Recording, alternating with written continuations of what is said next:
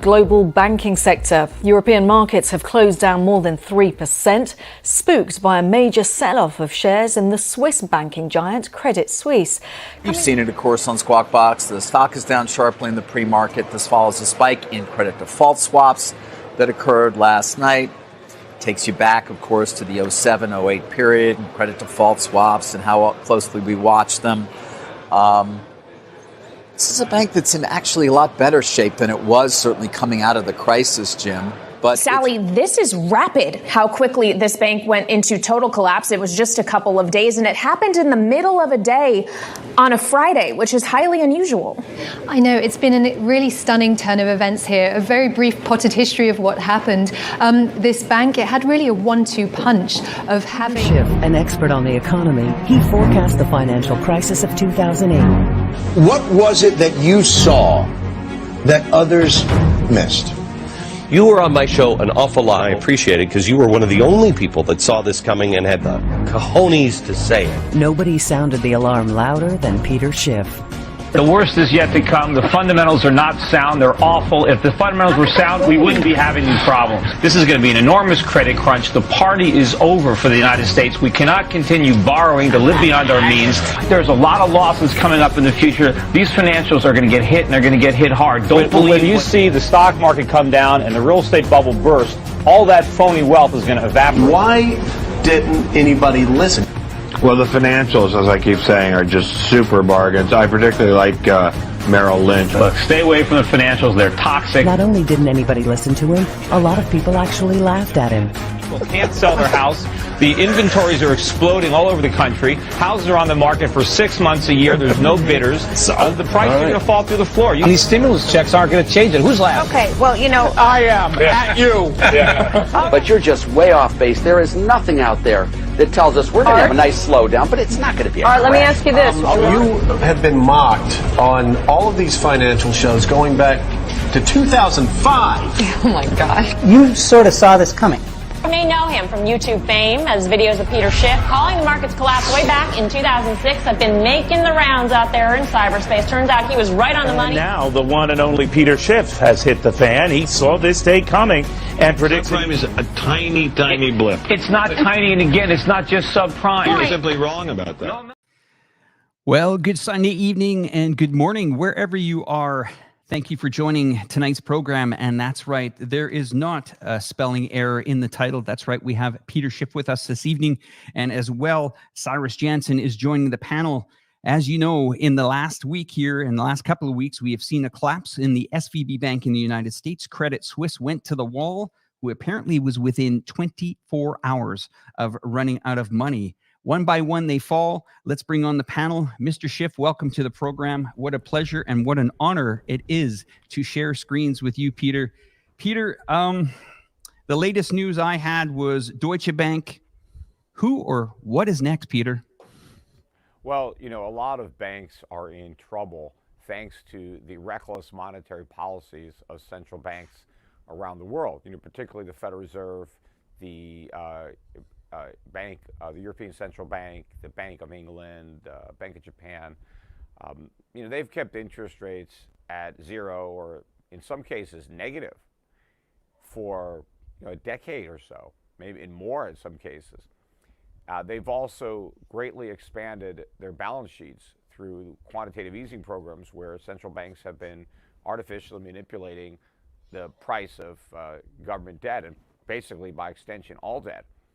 And so as a result, a lot of these banks are now the owners of, you know, longer term government obligations and other obligations like mortgage-backed securities that now in an environment where the Fed has finally decided to allow rates to rise to fight off the inflation that it created. Remember, the inflation that we're experiencing is a direct consequences of the mistakes that these central banks made. So the same mistakes that are responsible for unleashing the inflation are the ones that are responsible for the banks now being insolvent.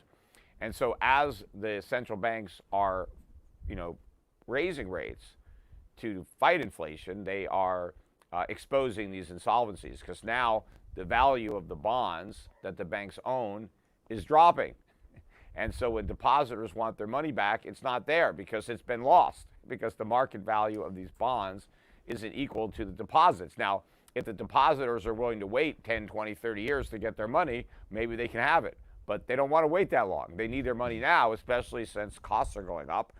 They need more money to pay higher prices. And because there's a way to get yield now, because all these banks, because they've already committed their deposits to these long-term obligations, they're collecting very low interest rates, maybe 1%, 2%. But depositors can take the money and put it in a money market, loaning it to governments, and get, in the U.S., they can get 4 or 5%. So, it's easy math to do. The banks can't raise rates because they've already committed the money to lower yielding assets. So depositors want their money so they can put it someplace else to get a higher yield, but the banks don't have it. Right? So this is a problem. I was warning about this specific problem, as well as many others, over a decade ago. I knew what the end game was going to be. I didn't know how long the game was going to be played. I just knew how it was going to end. Yeah, those are some great insights, Peter, and thank you for joining the show. It does seem, one of the interesting things that we do here on the show is we talk a lot about geopolitics around the world, and we do see an interesting movement right now across the world of de-dollarization. A lot of countries moving away. For example, there's a lot of moves between Saudi Arabia and China, certainly linking closer together. The potential for the birth of the petro-yuan, where they're not going to be always selling their oil, in United States dollars. What is your feeling on that? Do you think, obviously, once Richard Nixon took the U.S. dollar off the gold standard in 1971, we had to do something, right? We had to shift, and that certainly went to oil. We obviously pegged the oil, then Saudi Arabia to the United States dollar. I think many Americans, we feel that that's kind of our monopoly that's going to just run the tables forever. That's going to be our superpower. But do you forecast that changing anytime soon? Well, the soon part, that's hard to say. And how do you define soon? Next week, next year? Hard to say. Right. But I do believe that it's going to change. The only question is when. This is a privilege that the United States has enjoyed going all the way back to the 70s. It was something that I think the Nixon administration got the Saudis to agree to in exchange, really, for our defense of their regime. And that was done following the decision by Nixon to suspend redemption of U.S. currency in gold. And since the U.S. dollar was no longer backed by gold, Nixon decided, well, we need to back it by something. And he was able to back it by oil in Saudi Arabia and the rest of OPEC, because now you needed dollars to buy oil. So it created a use for those dollars. And so it allowed America to run trade deficits because people needed dollars to buy oil. If they didn't need them to buy American products and they couldn't use them to get gold, they could use them to acquire oil. But I think that the world, for many different reasons, wants to move away from providing the United States with this privilege, because it doesn't come, for free. There is a huge cost that the world bears in terms of a lower living standard and lower consumption, because it helps support American profligacy. Americans get to live beyond their means, and to make that possible, the rest of the world collectively lives beneath its means. And so there is a economic cost to having the dollar as a reserve currency. But now there's another cost, a political cost, because the United States has weaponized the U.S. dollar, and we are using our dollar status to punish countries that don't do what we want them to do. Like, look what's happening with Russia. So that's sending a very powerful message to the Saudis and everybody else to de-dollarize, because they are vulnerable. It's like putting your neck in a noose and then throwing the end of the rope to your adversary and hoping they don't pull it. Mm-hmm. So I just don't think that they want to do that. And so I think there are a lot of reasons now to de-dollarize, and I think that's already in the process. And so it's just a question of time. And again, I don't know how many more days, but the dollar's days are numbered as the reserve currency, as are its days as the unit of account for oil in the OPEC nations. So let me jump in for a moment. And Peter, if we can, just pull your microphone maybe just up a little bit up of your collar. That would be helpful. Everybody is really tuned in to really wanting to hear what you got to say. No problem. So Peter, I've been watching you since 2006, 7, and 8, and wow, did you nail it on that one there. My concern is, coming out of this pandemic that we've seen over the last couple of years, I'm still baffled as a market player on why the markets reached their all-time highs in 2021, 2022. Why are they even there? And is it true, maybe I can get your opinion on this, that majority of the S&P 500 companies, there's actually really not much in them? Maybe you could help me out with understanding this a little better. Well, first of all, yeah, when you look at the S&P making new highs, it was a handful of stocks that are responsible for the new highs. So most stocks did not make new highs in 2021. But the reason you had certain stocks make new highs, and those stocks were disproportionately weighted in the S&P, that was the monetary and other policies during COVID. Because what happened in COVID is the central banks flooded the economy with new money, and a lot of that new money went to buy stocks. A lot of people were sitting at home with nothing to do, and all of a sudden they had a lot of money and they had nothing to spend it on, so they decided to buy stocks. Right? You have a lot of Americans, with brokerage accounts that are on their cell phones, and they were buying stocks. And of course, the stocks they bought were the FANG stocks, these stocks that did make new highs. They got sucked into those, as well as some other meme stocks. They also bought some cryptocurrencies and NFTs and crap like that. But also, perversely, the FANG type stocks were the ones that specifically benefited from the COVID lockdowns, because their ability to make money wasn't impaired. In fact, it was enhanced, because a lot of people were stuck at home and they couldn't spend their money, in the normal way that they would on other services or at other brick and mortar stores. All that extra cash, to the extent that consumers spent it, went into these few highly speculative names that are heavily weighted in the S&P. And so that helped, get the speculation really going in these stocks. I mean, people just saw the momentum, and everybody wanted, these shutdown, lockdown plays. And so all the money was just going to these stocks. And since they were going up, the momentum attracted even more money, which kept the momentum going. And so everything kind of hit new highs in that mania. And at the time, I looked at what was going on and I said, this has got to be the end of it. This has got to be the blow off top, not only for the bull market, but for the bubble. Because normally when you have a long bull market like the one we had, which becomes a bubble, it ends in some spectacular melt up, right? A blowout. And that's really what we had in 2021 with the new highs in these FANG stocks, as well as the interest in meme stocks and NFTs and cryptocurrencies. I think all that hit ahead in 2021, and now the air is coming out of these bubbles. Before Cyrus carries on there, I just want to add to that, my understanding is, the downtown core in some of the U.S. biggest cities, New York, Chicago, I mean, they are absolutely obliterated. These small businesses, these shops, these bars, these restaurants, the downtown core, the work from home now, this has really, really killed, a lot of the, center cities, we'll call it central business districts business. On top of that, one other question, and I'm firing them away at you because pleasure to have you on the screen with me here, is that I'm hearing a lot of people's mortgages are going to be about to reset. And I'm hearing from my friends in Canada, especially, that borrowed money at quite a low rate are now fearing walking in to, extend their mortgage now. Everyone was playing the 5-year rate, and, time is ticking on that. I mean, are we going to see another housing crisis crash here? Well, it's not just housing. It's anything that was related to borrowed money. This is the other side of the coin. When rates were low, there was a temporary benefit associated with that. Everybody who was a debtor got a good deal. They were able to save money on their debt. Now is the flip side. Now that rates are having to adjust back up, now all the debt that was accumulated when rates were low has to be serviced and repaid when rates are higher and headed a lot higher.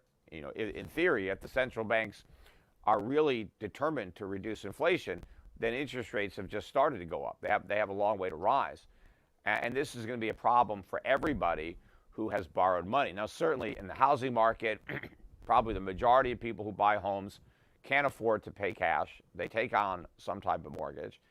And some people in America took on a 30-year fixed rate mortgage, and you know, they refinanced it multiple times, and now they've got a really low rate. I mean, I did that myself with a house I had in Connecticut, and I had my final rate was 3 3/8 on a 30-year fix. Now I have maybe about 26 years left on it, not really sure how many, but I'm very reluctant to sell that house because I don't want to repay that mortgage. It's very cheap money, and so a lot of Americans are in that situation, but there are millions of Americans who do not have a 30-year fixed rate mortgage, who opted to save even more money by taking a 5-year ARM, for example, where you had an even lower rate for those 5 years than what was available on a 30-year fixed.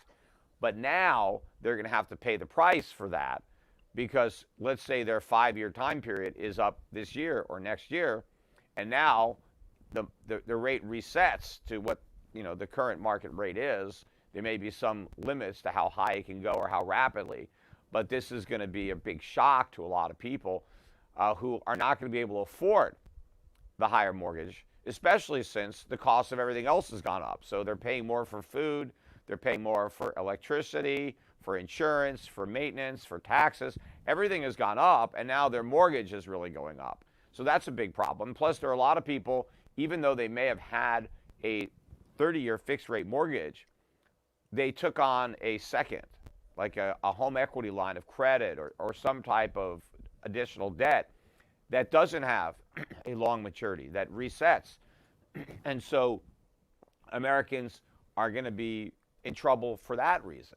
And I know up in Canada, you don't have those 30-year mortgages. I think you have a much higher percentage of people who have shorter-term mortgages. And that's going to be true all over the world. I mean, I remember I was over in Europe, when I was there on vacation looking at property, and in some countries, they were actually paying you to borrow money and buy a house. You had a negative mortgage.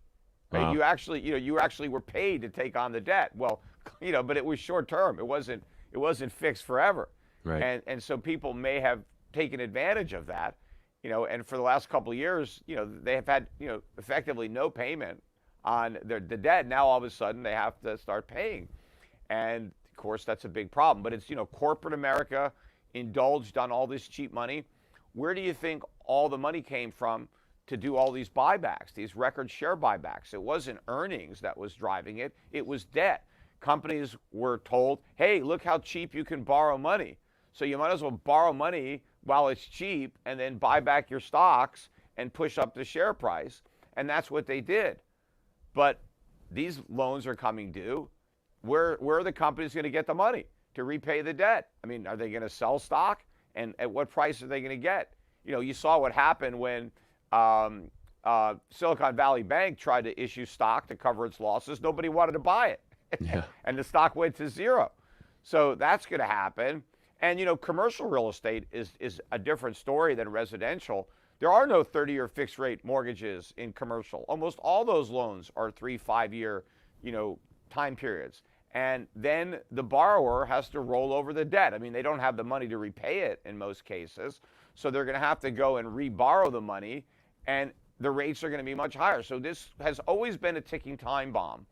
And I've been warning about it since the Fed lit the fuse in 2009.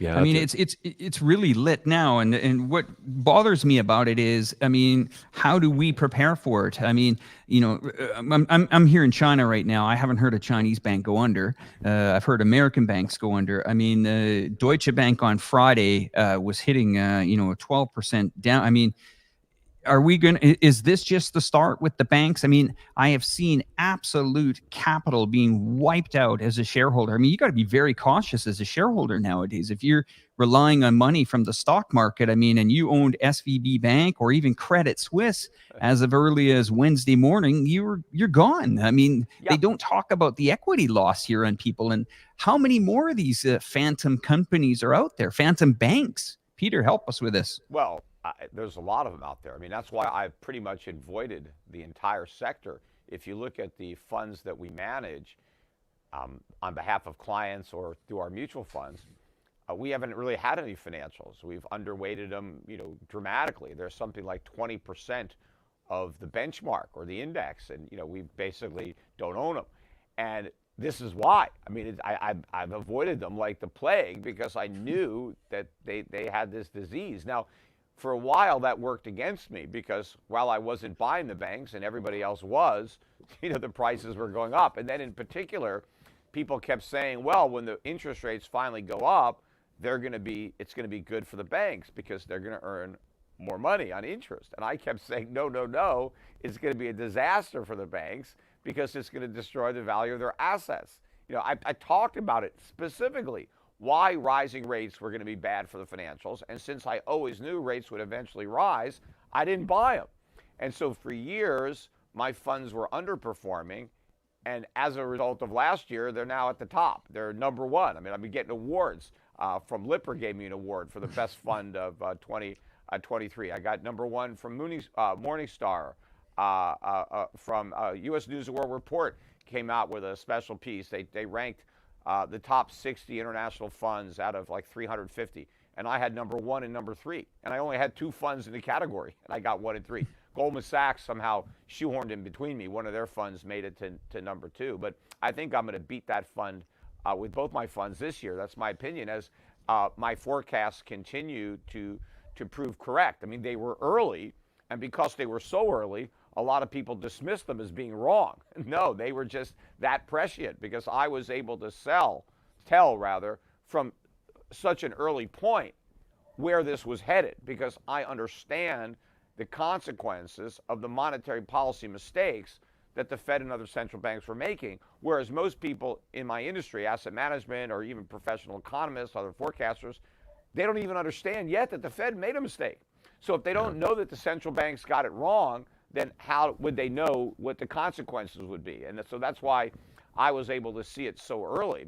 And the reason that so many people are still so confused by this, and so many in the financial media are acting as if this is a surprise, like, this came out of left field and nobody could have seen it coming, is because they still don't get it. And they said the same things in 2008 or after 2008, that nobody could have seen this coming. This was a black swan. This was, something no one could have forecast. It was a 100-year flood. And I was like, hey, wait a minute. No, I did forecast it. I did see it coming. I warned about it for years, just nobody listened. In fact, not only did people not listen, they actually laughed at what I had to say. Now people are talking about how all those problems were obvious. No, they weren't. They were obvious to me. But even when I pointed out the obvious to other people, they still didn't get it. And the same people don't get what's happening today. They keep saying this is not like 2008. In a sense, they're right, because it's much worse than 2008. But they're making the comment to dismiss this. In fact, nobody wants to call this a financial crisis, but that's exactly what it is. This is a financial crisis. A financial crisis has to do with banks. That's what happened in 2008. You had some banks failing because they owned bad debt. Well, what do you think is going on right now? And in fact, more banks are failing even quicker now than back then. Yeah, it's quick. Seeing that. I'm going to pass this over to Cyrus now. Cyrus, you have quite a bit of stuff that you want answered from Peter. Go ahead. Well, yeah. I think that's fantastic insights, Peter. I really appreciate it. And just to kind of give some perspective to everybody and to kind of, just to confirm what Peter's saying. It's interesting. I lived in Canada for the last 5 years, and we have some Canadians in the chat here. And it is interesting because Canada does not offer that fixed mortgage. It's impossible to get a 30-year fixed mortgage. I have a good friend of mine that bought a house, and very happy because he got he's close friends with the bank manager, so he got the best available rate. He's locked that in for 5 years, but as I think he's about 2.5 years in, and then that expires, and then it goes right to whatever that market is. So he's he's already anticipating, I'm going to have a good mortgage payment for the next 2 years, but the chickens are going to come home to roost in 2 years, and that rate's going to be much, much higher. So we have to anticipate that. Another interesting thing, I'm here in Las Vegas, Nevada, and in our neighborhood, we have actually seen a tremendous amount of, it's a new neighborhood, new build, and we've seen a lot of people that were buying houses last year. They didn't get their finances in order. They didn't lock down that rate. And we've seen so many houses just hit the market because they just can't afford the mortgage payments. What they started on construction last year, now it's like, okay, it's time to close. We didn't get that. We didn't lock in that 30-year fixed rate. Well, now they can't afford that mortgage, and they've had to just put the house on a fire sale.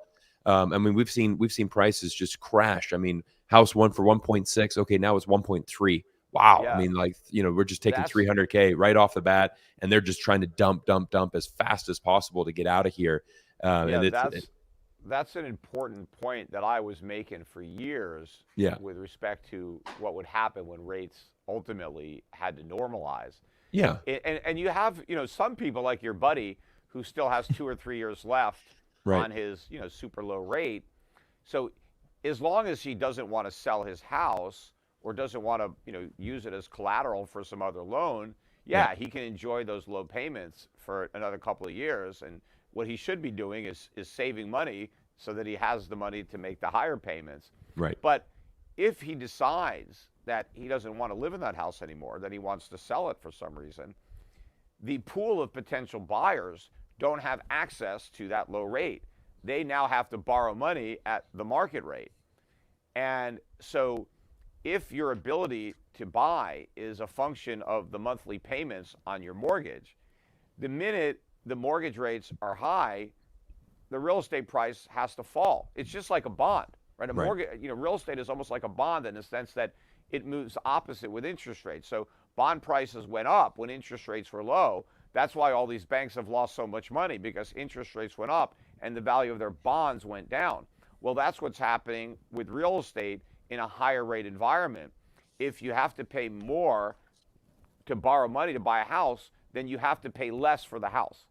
The mortgage rate helps determine the demand for housing. And absolutely. As the rate goes up, the demand goes down. People still want to live in a house, but they can't afford to pay as much money. So a lot of people that got these low rates, if they bought their home during the time period where those rates were low, they paid a very high price. The people who are in better shape are the people who already owned a home before the prices went way up, but had a mortgage, and then they refinanced the mortgage at the lower rates. I don't know to what degree that went on in Canada, but that went on a lot in the U.S. But the flip side of that is those mortgage-backed securities are out there owned by somebody. So the gain for the borrower is the loss for the lender. I talk about that a lot with my own mortgage. So if I've got this 3 3/8 mortgage, which is up for the next 25, 26 years, Bank of America owns that mortgage. They're going to be losing money on that mortgage for 25 years. They don't want that mortgage anymore. What good is it? I'm paying them 3 3/8. They could get more than that if they just park their money with the Fed. Right. And if they went to sell my mortgage, maybe they'd be able to get 70 cents for it, 65 cents, I don't know. But now they could just take that crappy mortgage and hand it to the Federal Reserve and get back $1, even though it's only worth 70 cents. And that's obviously what's going to happen, and that's why the Fed's balance sheet is going to balloon and why inflation is going up, not down, because they have to print money in order to get a Bank of America out of jail. But, so all the money that all the borrowers are making is a function of what everybody else is losing. And I was pointing this out for 10 years, talking about the other side of the savings. Everybody wanted to focus on how great this was, that everybody could refinance their mortgages at these super low rates. And I kept saying, but what happens to the lenders when rates go up? This is a financial crisis in the making. And of course, now the crisis that I warned about for a decade is upon us. Yeah. Peter, I want to, we focus a lot on U.S. China relations, and I have an interesting take here because, a lot of times geopolitically, obviously the big story right now is the United States and China are moving towards a conflict, and most likely the conflict is going to be involving Taiwan. And, there's a lot of talk about a military conflict and things like that. But I want to talk about a potential economic conflict. Like, what if we were in an economic Cold War between the United States and China, which is actually a very interesting scenario to think about and to discuss because, I mean, despite the tensions and the decline in the United States-China relationship, last year, I think the United States bought $547 billion worth of products from China. And we find ourselves in a very interesting catch-22. We want to decouple. Everything is decouple from China.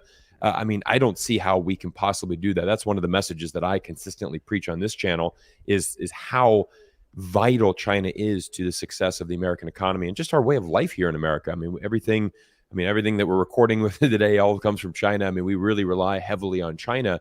But I mean, what about if we had an economic kind of Cold War? How do you see that positioning, between the United States and China? What are your thoughts on that? Well, I mean, we're not in a position to fight the war. We're not even armed, so we would lose. The operative word there is bought, right? You talk about how much we buy from China. Well, buying implies paying, right? If you bought something, then you paid for it. But we haven't really paid for anything that we get from China, right? Because how do we pay?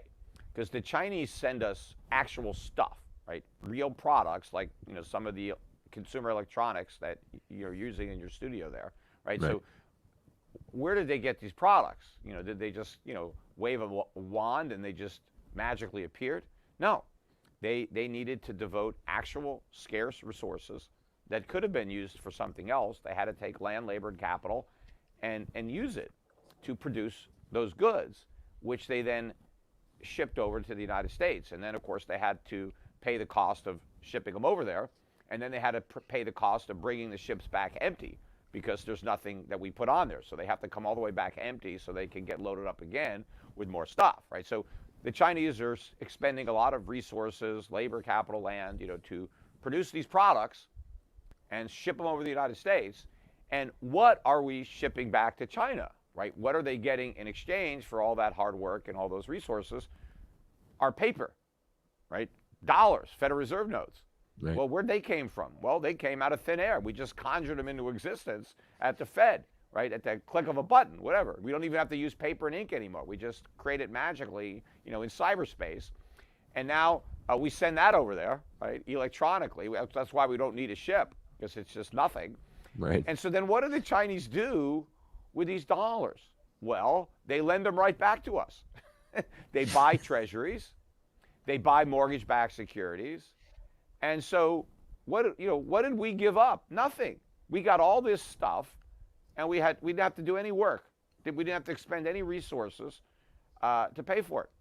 On the other hand, the Chinese had to use up all these resources to make stuff, and they got nothing to show for it. And so this is not a symbiotic relationship. I think this is parasitic. I think the United States is gaining at the expense of the Chinese and everybody else who is participating in this game. But I think what will eventually happen when the Chinese come to their senses, and they eventually will. I mean, you can't expect them to do something this stupid indefinitely. I mean, they're not dumb. They'll figure it out if they haven't already figured it out. And they're going to want to end this parasitic relationship. And so what would happen then? Because everybody thinks, well, China would be in a lot of trouble if they couldn't ship all their stuff to America. It's like, no, the Chinese would all of a sudden be in a much better position because they could take those exact same goods that they're shipping to us, and the Chinese can buy them, use them themselves. Chinese workers could actually enjoy the fruits of their labor. And if they don't want the identical products that are being manufactured for us, well, they could use that capacity and that labor to do something that they do want instead of doing something that we want, right? So they have the resources. They have the infrastructure. They have all the necessary accoutrements to wealth and to increasing their standard of living. We don't. Because in the relationship where the U.S. and China no longer trade with one another, the Chinese keep all their stuff and they get to enjoy it, and we no longer have access to that stuff. So we have a huge change. So now the Chinese get more stuff to consume, we get less. So what happens in America? Prices skyrocket. You know, you go over to Walmart and all the shelves are empty. There's nothing there to buy. You know, right. And we've actually seen that a little bit, right? We've already seen that a little bit, you know, with the COVID and you know, when we see these trade, you know, these trade issue, these supply chain issues, right? I mean, we've experienced that already. We've already had a little preview of what that would look like. So basically, we keep all of our paper money, and they keep all their stuff, and so they get lower prices and more stuff. We get much higher prices and less stuff. All we have, our inflation stays here. We can't export our inflation to China anymore. It stays in the United States, and we have to suffer the full consequences of that money printing. And of course, there's going to be a big snowball effect because we have an entire economy built around the distribution of stuff that we get for free from the Chinese and everybody else. So if Walmart no longer has anything to sell, well, Walmart can't be in business, or at least not at the scale that it is now. So it has to start cutting back. It has to start laying off workers, right? The entire service sector economy collapses if it no longer has any goods to sell, right? We're just a distribution machine for the stuff that everybody else makes. Well, if we can no longer import that stuff, then we don't need to distribute it anymore. And so the recession that would accompany, you know, this cessation of this relationship, I mean, would be catastrophic. Yeah, let me jump in here, Peter. You know, I get this question a lot of times on a lot of my videos. I make a lot of videos on China, of course, and I just want to once again welcome you to my audience at Reporterfy Media. The question always comes around and it says, listen, Alex, China could not survive if America stops buying goods from them. That's the first one. And I need you to answer that one. And then the second one is Cyrus and I are going to pull up a couple of slides on derivatives. We need you to kind of help us out on that one. So the first question over to you is, it always comes to me, and I'm always looking at a way to defend this when they say, you know, hey, Alex, the moment that North America stops ordering anything from you, from China or over there, the lights are going to go out for China and it's game over. Yeah, well, help us out. Again, the word is buy. We're not buying. You know, if anything, they're vendor financing. So they're loaning us money to buy their stuff, even though we can't pay back any of the money we've already borrowed to buy the stuff that we bought, yet they keep loaning us more. So the sooner they stop throwing good money after bad, the better. Because again, the factories that the Chinese have aren't going to go away. Okay? The labor, the skilled workforce, all of the supply chains, all the stuff that has been built up, all that real investment will remain in China if they stop shipping stuff to us. So doesn't that stuff have value? I mean, and look, if they don't sell to us, they can sell to somebody else. It's not like Americans are unique in that we want things. The rest of the world wants stuff. So in theory, they could sell to the next highest bidder that Americans were able to outbid. But I think more likely, more of their production will be consumed domestically. And so they won't export it. And you have to remember a key economic point. Export is not an ends in and of itself. Exporting is a means to an ends. Why do countries export? To gain from comparative advantage. If you produce something very efficiently, you want to produce more than you need so that you can export it, and then you can use your earnings to import something else that maybe you aren't as efficient in producing, and as a result, you end up with more goods to consume because of exports. But if you're simply exporting for the sake of exporting, then you're wasting your resources. It doesn't make any sense, and that's what the Chinese are doing, because all they're getting in exchange for their products is our paper. And the only reason the paper doesn't crash is because they keep buying it, and they keep loaning it back to us. So no, I mean, China does not need us at all. We need them. And that's what people just don't seem to get, right? Because it's not like we can produce the stuff that the Chinese are producing. Because if we could, we would be doing it right now. We can't. Yeah, now, that is so true. Could we eventually do it? Yes, but it's going to take years, if not decades, of investment. And in order to do that, we have to reduce our consumption, because you can't spend and invest the same money. So it's one or the other. You either consume it or you save it and invest it. And so we haven't had to save and invest because the Chinese have been doing it for us.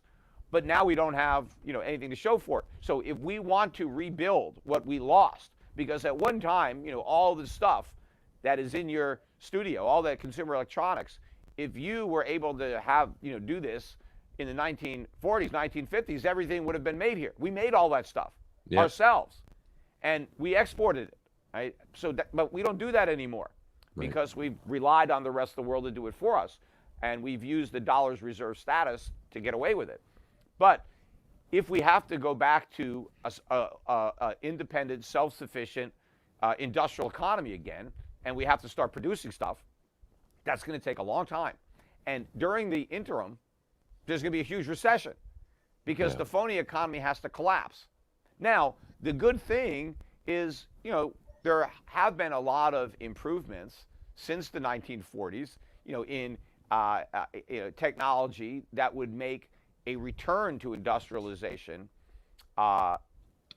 easier, more efficient. I mean, even what's happening now with artificial intelligence. I mean, that has the potential to help make America more productive. Of course, the same is true for the rest of the world, but it's not going to happen overnight. And it's going to require, in order for this to happen, a big reduction in government, because government is going to have to cut spending dramatically in order to relieve the domestic economy of the burden of paying for all that government, because we can't pay for all that government and then reindustrialize our economy at the same time. Right. So we have to lighten the burden on the private sector because it has a Herculean task in front of it, and it's going to be impossible if it's also burdened by high taxes and high regulation. I mean, that is something that would not have a big cost to the government, but would have a huge benefit to the country, which would be repealing a lot of rules and regulation that unnecessarily inhibit our productivity. And in fact, those rules and regulations are part of the reason that we outsourced everything to China in the first place. Yeah. Well, I think one of the other things, Peter, that's amazing, I mean, being back here in the United States, just one last point, Alex, before we go to this one, is quite interesting, is just when you look at workers. I mean, we simply can't hire workers to work in a restaurant. I mean, so I mean, it's amazing because we sometimes get comments like, we don't need, Apple doesn't need China. Just bring back the Apple factories. We can manufacture our iPhone, here in the United States. I'm like, no, you know what? We definitely can. I mean, we certainly have the technology and the process to do that. Your iPhone's going to cost you $5,000 to $6,000. I mean, so as long as you're willing to, to pay 5 times more for your iPhone, let's pony up, let's go for it. But the problem is nobody will. And in fact, one of the reasons people were able to buy the iPhones at all, even to pay $1,000 for an iPhone or $1,200, was because of the cheap financing. Yeah. Right. The cell phone companies were fronting the money. Well, why were they doing that? Because money was so cheap, they were able to do it. But as interest rates rise, all these cell phone carriers can't afford to offer this kind of financing.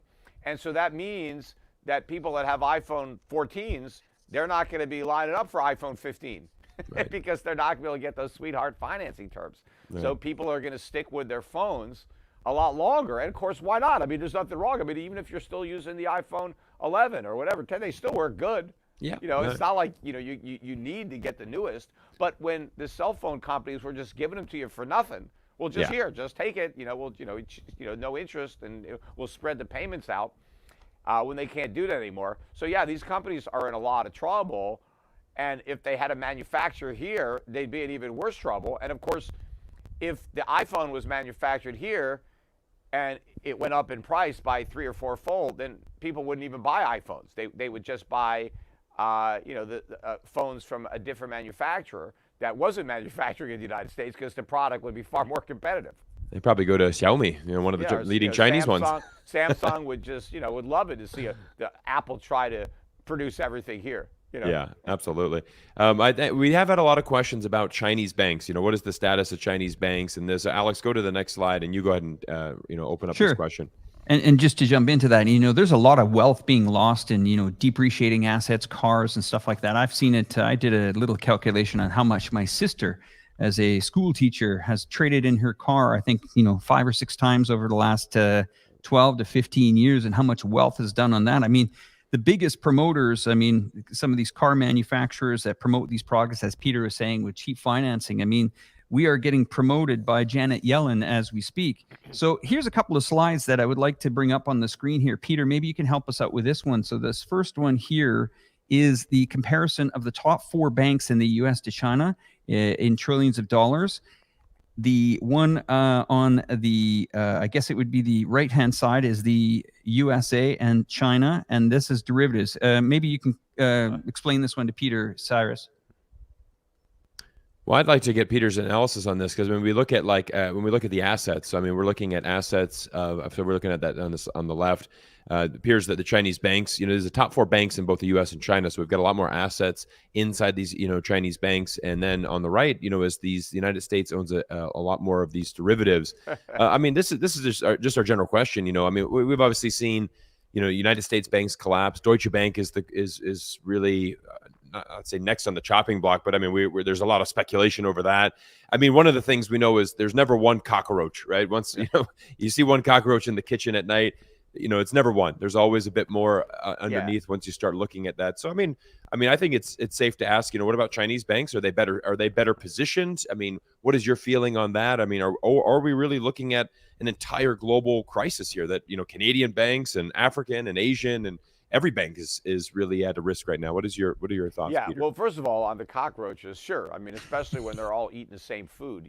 I was saying the same thing in 2007 when the subprime problems arose, and the Fed and everybody else was saying, well, it's contained to subprime, right? It somehow is unique to these subprime markets.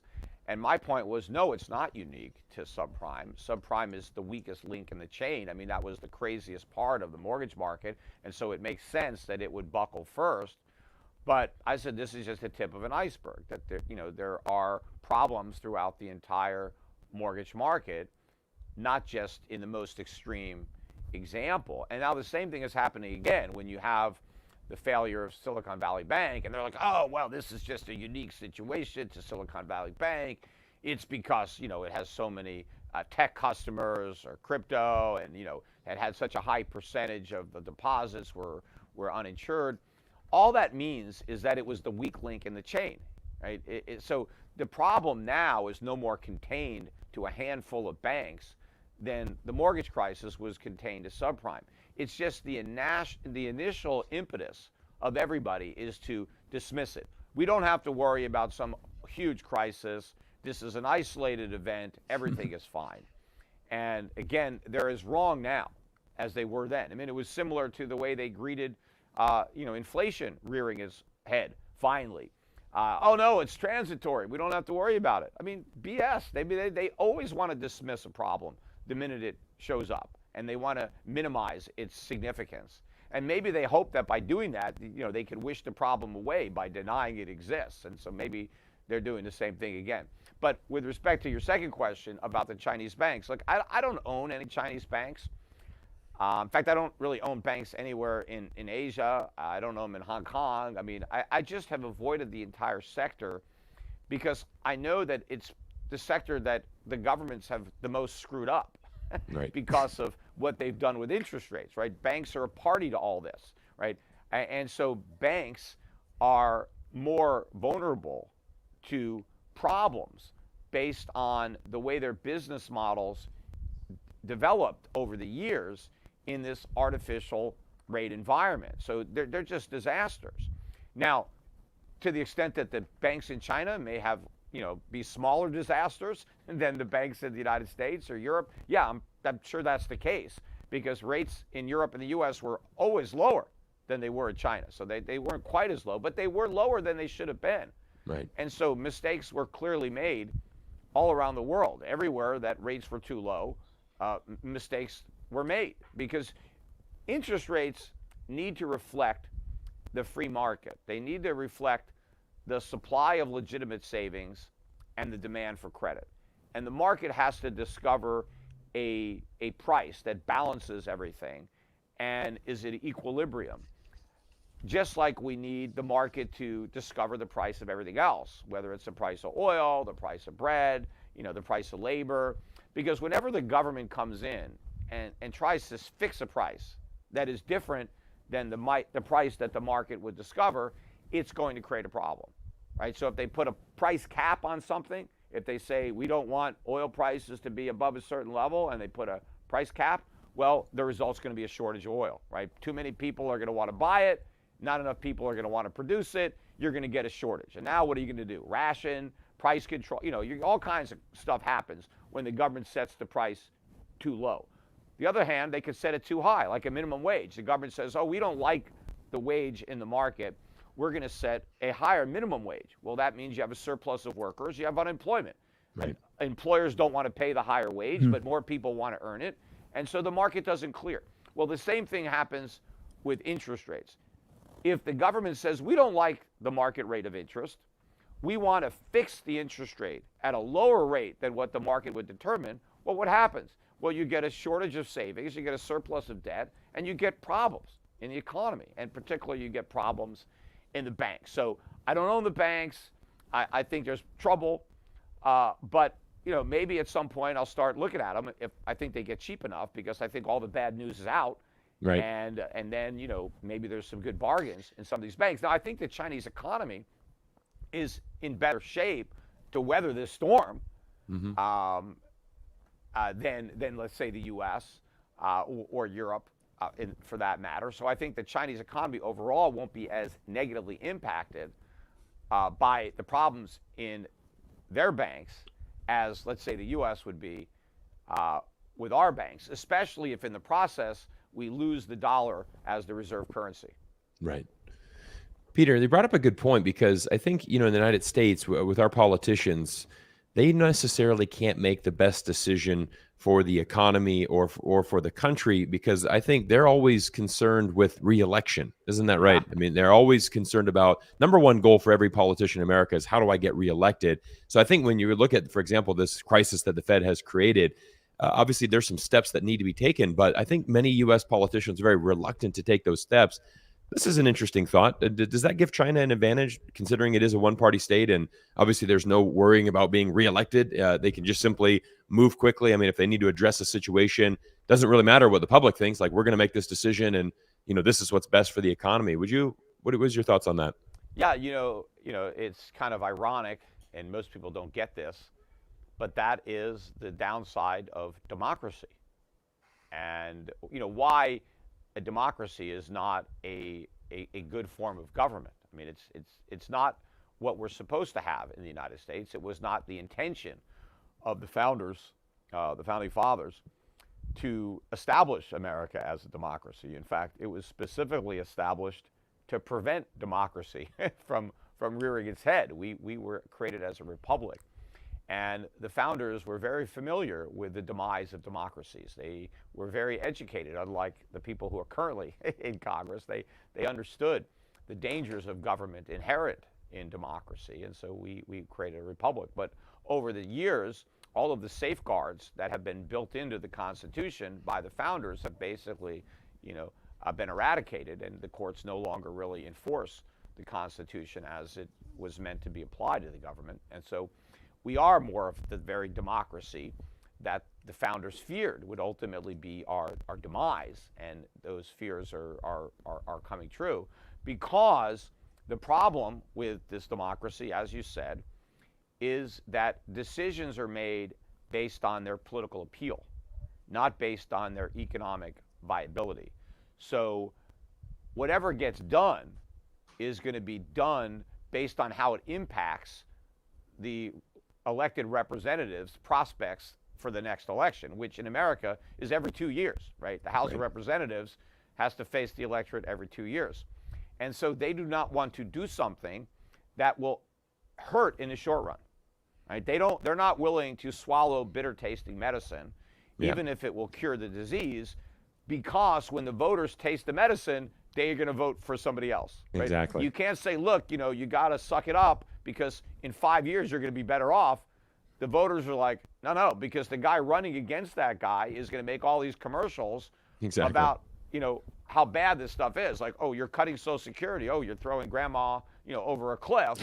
So they're not going to cut government spending. They're not going to do the right thing in a democracy. A democracy guarantees that they're going to do the wrong thing, because what's good politics is bad economics, and what's bad economics is good politics. So, this is where we're stuck.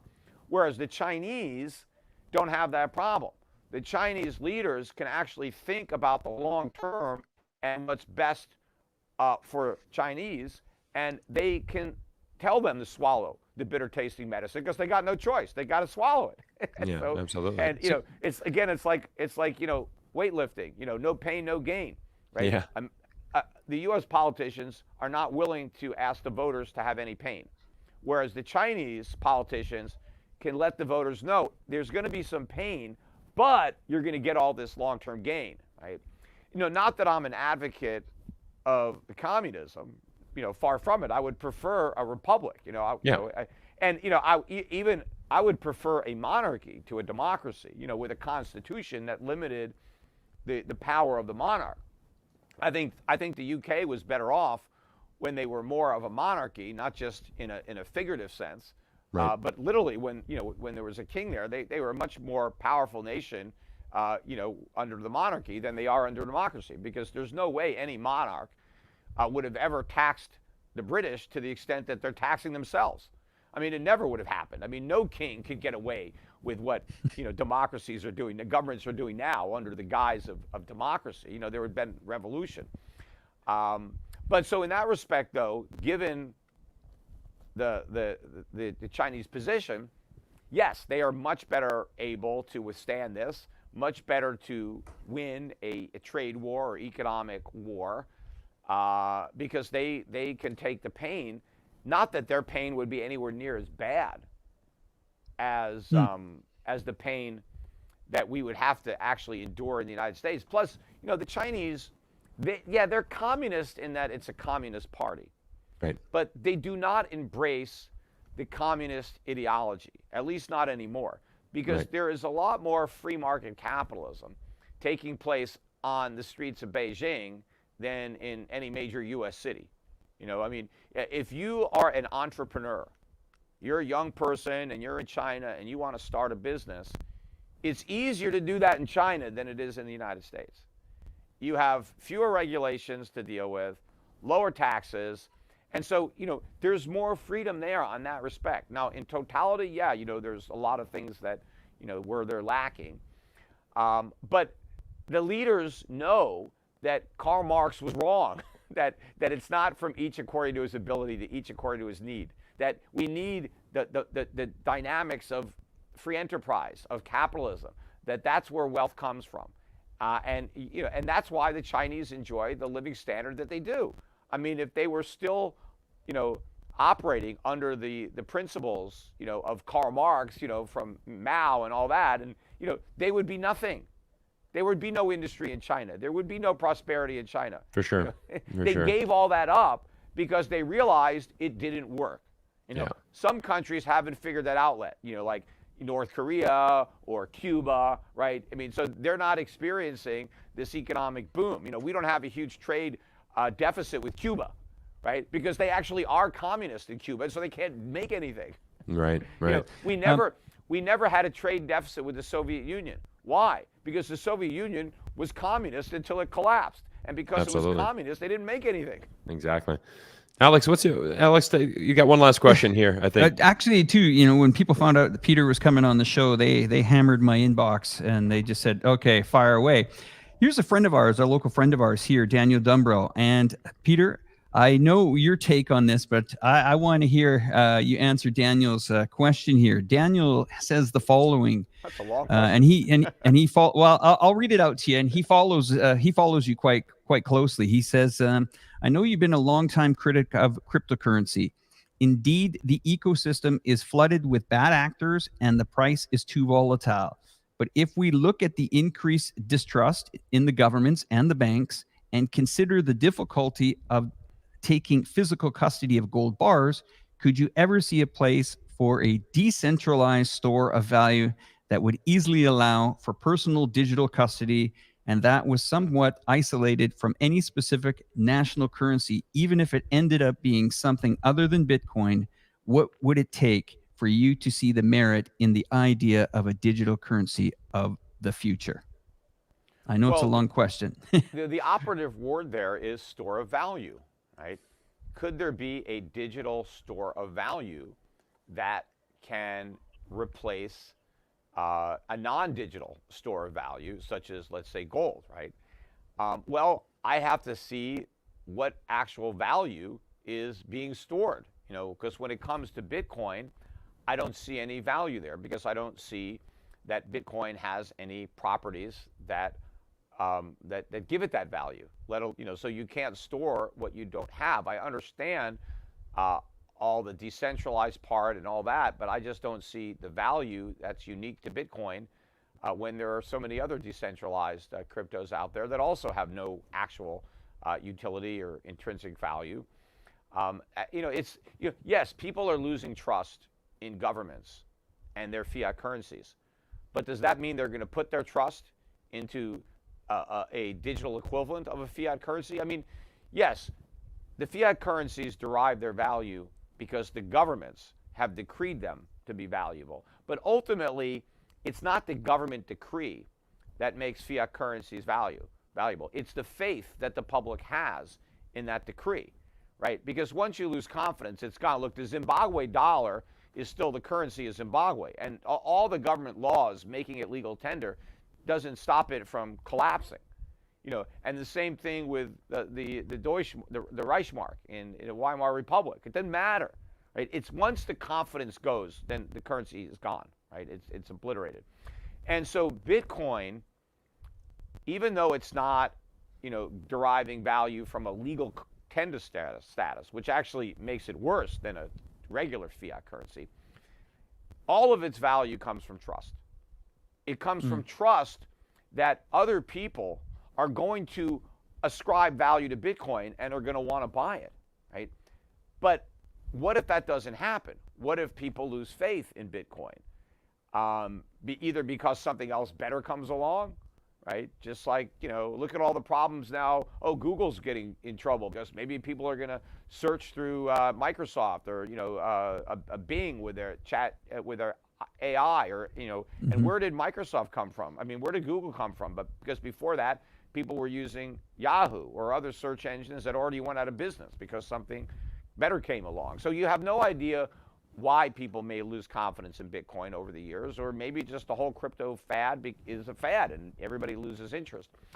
But here's my whole take on it is I do see value in a digital representation of money that can be more easily utilized in commerce, that could be a better unit of account, a better medium of exchange, right, than a physical bar of gold, right?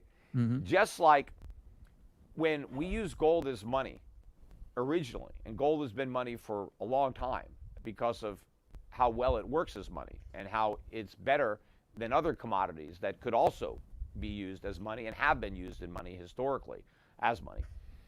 But one of the things that made gold a better money until it was corrupted by government was the ability to use gold as backing for currency, because that increased the utility of gold when you can store gold in a depository, whether it's a bank or a goldsmith, and issue notes that are redeemable in that gold and which derive their value from that gold, but can then be utilized in commerce instead of gold as a substitute for the gold. So instead of having to go and get my gold and giving it to you, or shave off a little bit of my gold from a bar, we could just have notes, paper, and we could exchange that instead of the gold because we know the gold's there and we can get it whenever we want. So that was an improvement for gold.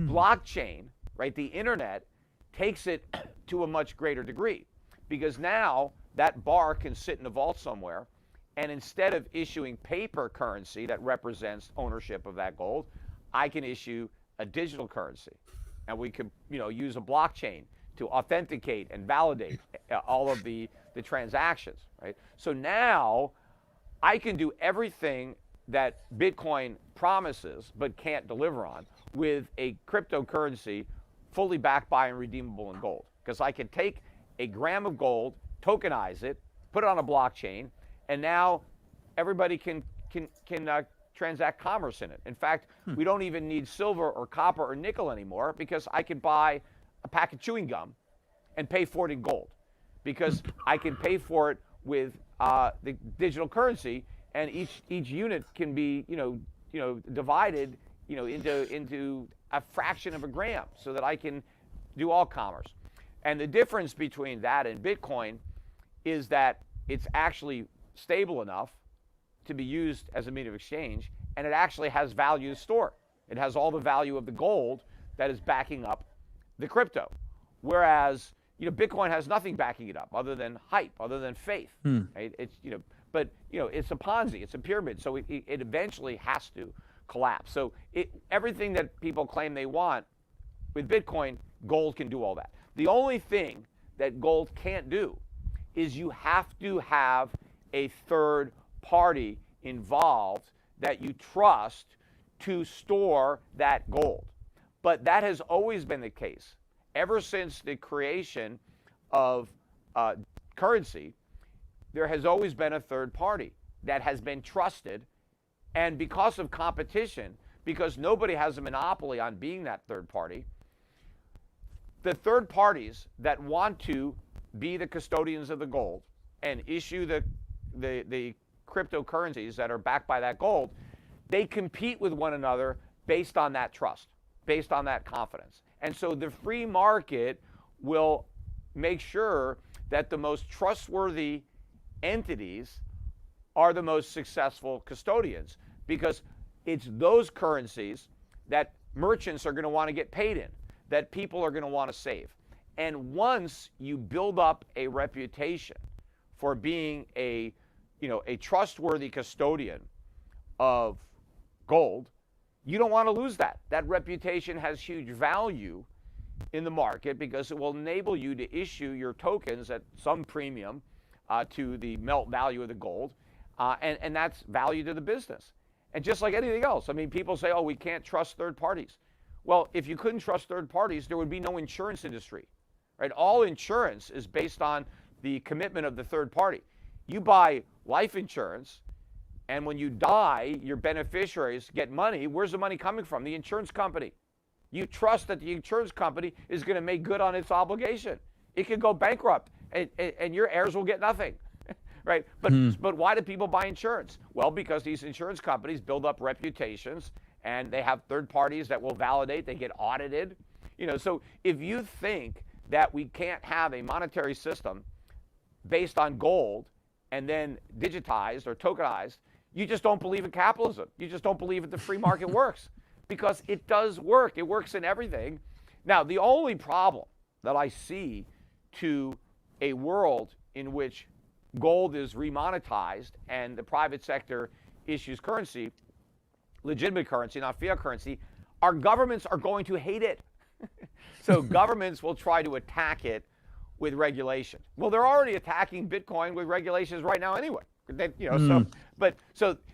But all governments won't be able to attack it, and they won't be able to eradicate it, right? Because they're not all, going to see it as a big threat. I mean, it will be a threat to the United States because it will be a threat to the dollar's role as a reserve currency, although the dollar may lose that role even without gold, just because it self-destructs on its own. But yes, I mean, there's going to be rules and regulations that will complicate it, just like right now. They're trying to put more rules and regulations on Airbnb because it competes with hotels, on Uber or Lyft because they compete with taxi cabs.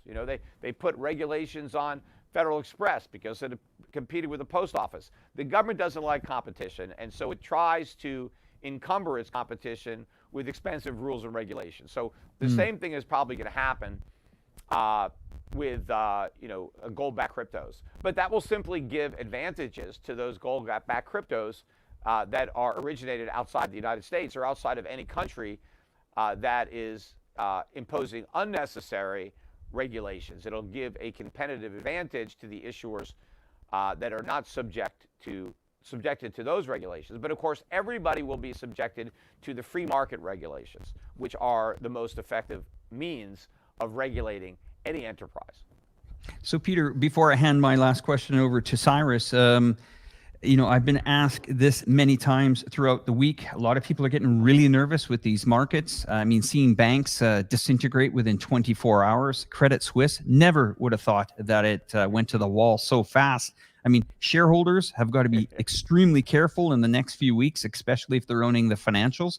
How does a company like Credit Suisse go to pretty much zero overnight? But yeah, well, if you could, sorry, before you answer that, if you could also share your prediction on what do you think is going to happen here in the next maybe 1 year, 2 years in these markets, and how do we get out of this mess? Back over to you, Peter. Sorry. Yeah, well, first of all, I mean, what happened to Credit Suisse didn't just come out of the blue. I mean, look at a chart of its stock price, right? I mean, the price of that stock, I think before the 2008 financial crisis, the stock was maybe $60, $70 a share. And before it went bankrupt, it was $2, right? I mean, and so it had been steadily declining. And so then, with the bankruptcy, it went to 85 cents. Now, it should have gone to zero. I mean, I don't know how the politicians were able to circumvent, the rule of law in Switzerland to put the equity holders ahead of secured, creditors, bondholders. But it just didn't come out of left field. It reminds me of the quote, I forget who said it, how did you go bankrupt? Well, slowly at first, then all of a sudden, right? and so that's what's going on. And so a lot of other banks have been going bankrupt slowly over the years. And now they're going to, finish the process very quickly. But the governments are already trying to backstop that. I mean, that's what happened. I think had, let's say, the Fed and the U.S. Treasury not backstopped those deposits, those uninsured deposits at, Silicon Valley Bank or Signature Bank, that we may have had bigger failures immediately. But I think the moral hazard of those backstops is actually going to produce even more failures eventually. And I'm not talking about far in the future, maybe in the next several months, because what they have, inadvertently done, right? And again, it doesn't matter if this wasn't their intention. This is the consequence. It was the unintended consequence of their actions. But what they have done, they didn't want to say that all bank accounts are now insured to an unlimited amount, because they knew that would be bad, because, that's a moral hazard in and of itself. Plus, that would expose the U.S. government to even greater, unfunded liability, contingency liabilities for, trillions and trillions of dollars of deposits that are not currently insured, that all of a sudden would have to be insured. But what happened is that by limiting the insurance to these few banks, by saying, look, there is no explicit guarantee that if you've got a $5-10 million account at a bank that is not systemically important, that we're going to cover you, right? That it's a case-by-case situation. We have to evaluate the bank and evaluate the impact on the overall economy of allowing, the uninsured depositors to lose money. And then we're going to decide if we want to extend this special privilege to your bank. And so the message that is sending to depositors around the country is, I don't want to take that chance. I don't want to leave it up to a coin toss. I got my money in a small bank. All these banks are loaded up with bad mortgages and long-term treasuries. There's a chance that my bank could fail. Why should I take that chance? What's the purpose? What's the upside for me? Nothing. I mean, what are they giving me, right? So people are going to take their money out of these smaller banks, local community banks, and they're going to deposit into these massive banks, or some of the banks perversely, like Signature Bank or Silicon Valley Bank, which are still in business. They're just being run by the government now. But they can put their money there because they know that the government has already said, look, you'll never lose any money in these banks. Right? We've already extended it. So they have basically created a run on smaller banks. And the worst part about it is some of these small banks, or a lot of these small banks, may in fact be solvent. But people are going to yank their money out of these solvent banks, rendering them insolvent, because none of these banks in a fractional reserve system can really handle a run. which is what the government has potentially created here by saying these banks are protected and these, who the hell knows, right? So why take a chance with your life savings, right? Now, the people who have 100,000 in the bank, 200,000, okay, they don't care, right? Because it's, you know, the government's covering it, and that's also a moral hazard, and it's created a big problem. But the larger depositors, and those are probably the deposits where these banks make money. A lot of these banks probably lose money on these small accounts, right? They probably, you know, they're subsidized by these bigger accounts. But the bigger accounts yank their money out of these small banks. Now you have another banking crisis, which is why I think that sometime soon the government is going to make another mistake to try to offset the impact of its prior mistake.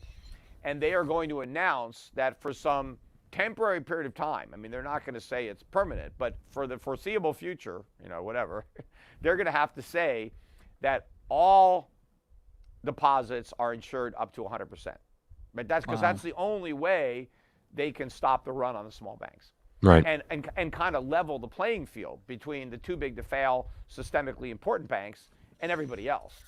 Because the only way these small banks would be able to stay in business if, you know, you take on much greater risk when you put your money there would be to pay much higher rates. They would have to say, look, I know, you know, if we fail, you could lose all your money, and so we're going to pay you double or triple what these big banks are paying, and we're going to pay you for taking on this risk. Well, they can't afford to do that.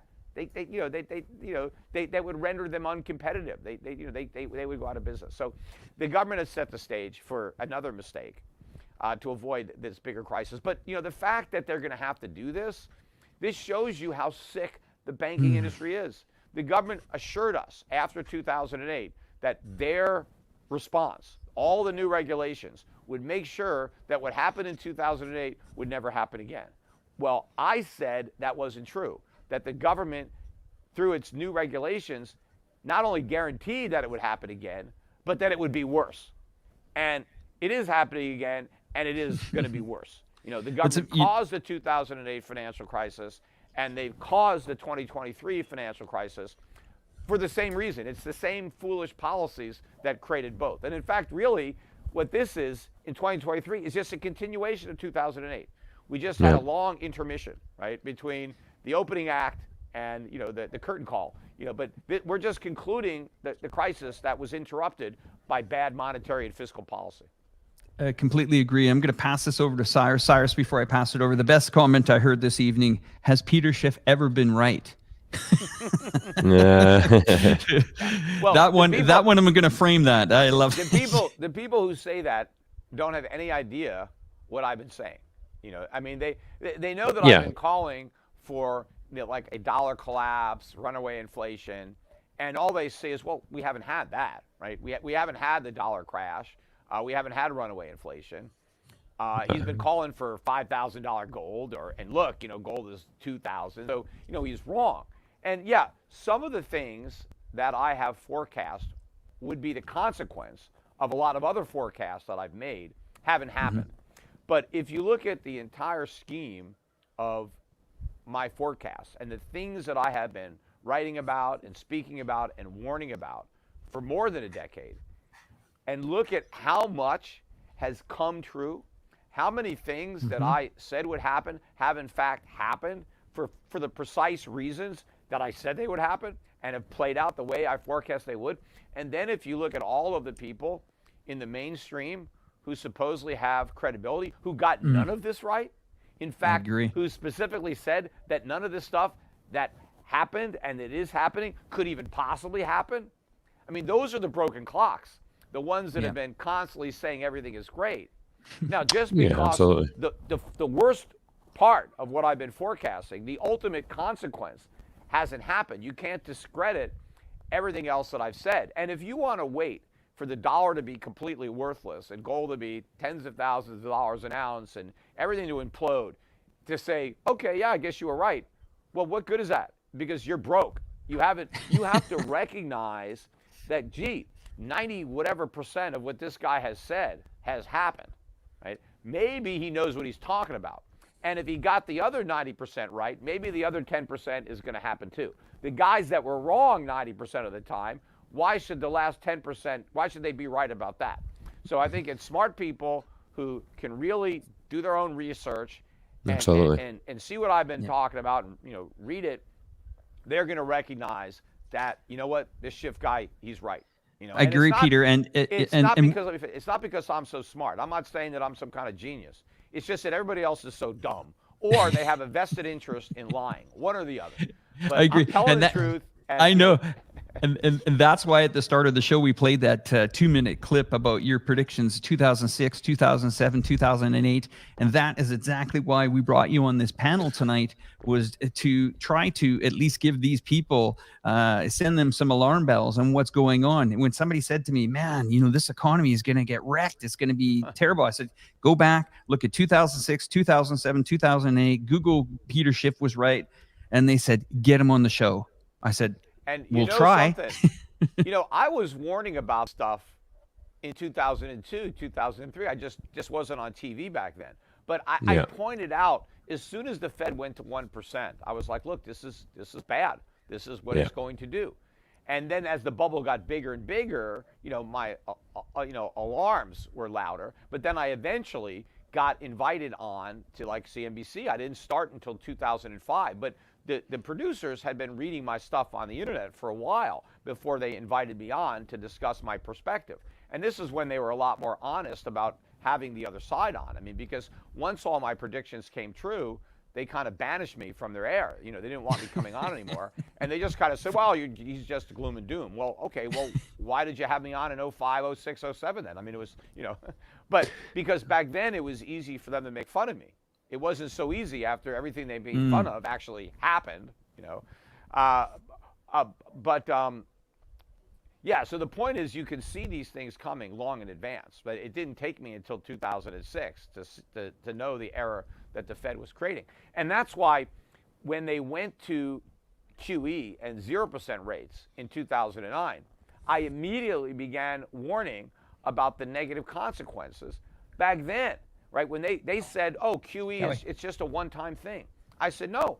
I said, there's going to be more QEs than Rocky movies. And now we're on QE 5, right? I mean, For sure. I said it was a monetary roach motel. They could check in, but they couldn't check out. I said the balance sheet would never shrink. When Bernanke, when he first went to Congress explaining why he wasn't monetizing the debt, he said, well, we're not going to keep these bonds on our balance sheet. We're going to sell them. It's temporary. I said he was lying. Here we are. 12 years later, the balance sheet, they're still there. They've been rolling these bonds over for a dozen years. I mean, the balance sheet is 8.7 trillion. So, that I saw this coming from a mile away. The problem is I saw it so early that a lot of people think I'm wrong because I've been warning for so long. But I've been warning about an event that I couldn't possibly know the exact time that it would happen. But obviously, when they go back in 100 years and they write the history books, it's not going to matter, that I was 10 years early or whatever. I mean, it's all in the same time period. Like, here's the people that were warning about the stuff that happened, right? And it's this generation of Americans, or a couple of generations that are going to have to deal with the consequences.